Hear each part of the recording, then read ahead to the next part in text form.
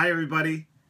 I wanted to be sure and send a blessing to you guys. I want to celebrate the work that God has done in Catagena all these years. I want to bring blessing to the Esunic ministries.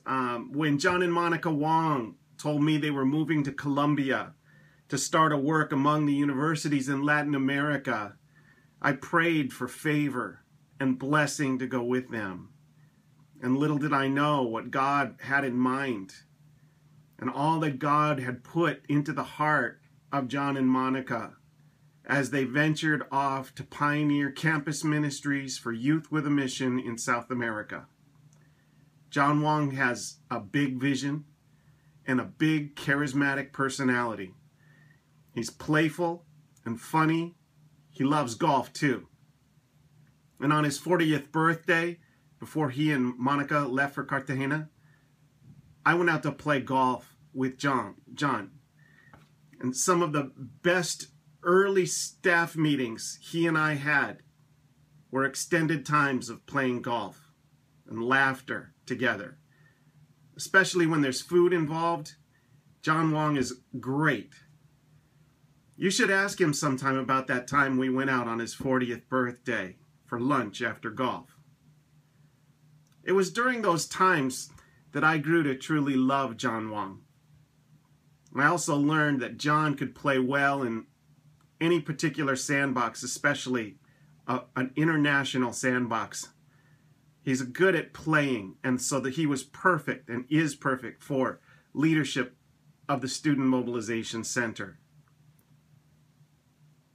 John walked up to me after I spoke on vocation and student missions at the weekly community meeting in Kona, Hawaii in 1998. That's when I first met him.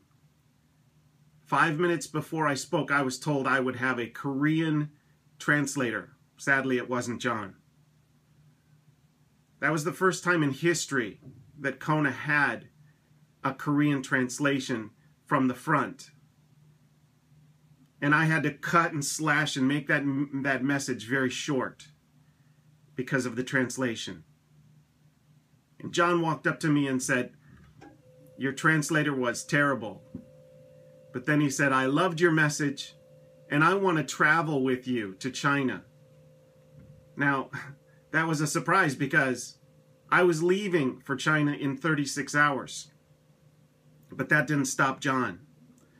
He met us at the Student Missions Conference in Seoul, Korea, where we were all preparing teams to go to India, Mongolia, and 2 places in China. John and Monica do not just survive in ministry, they thrive in a fast-paced, often chaotic environment. Both John and Monica are Korean. Both were raised in Latin America, and both were educated in North America. That makes them perfect for the work they're doing. John had been a pastor of a university campus ministry in Michigan, a church there. He's got a blend of skills and experiences with passionate love for Jesus, which has enabled him and them to do the job of planting and nurturing campus ministries all over Catagena and all over Latin America. So now we celebrate the years of blessing that God's brought to Colombia and the new leadership that he's raised up in Mauricio and Diana and their team. I'm asking God to bless the work of your hands, to give you the spirit of wisdom and understanding, that you may know the hope of this great calling. I want to ask a few questions that will encourage you to pray for revelation of your calling. This is something I'm asking everyone that's gathered here today, so that you can extend the work God has done in Colombia. Number 1, what breaks God's heart? What do you see in your sphere, your city, your campus that breaks God's heart? Number 2, how does God help you make decisions? Number 3, How do you get through a heavy load of difficult work?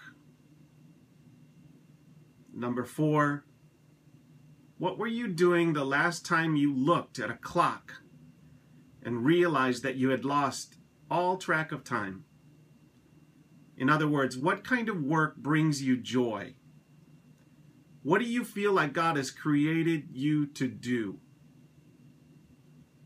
Number 5, will you equip your team with skills, or will you teach love? Number 6, what book do you think everyone on your team should read? Number 7, what movie, no matter how many times you've seen it, do you have to watch whenever it's on? Why? What important lesson does it teach you?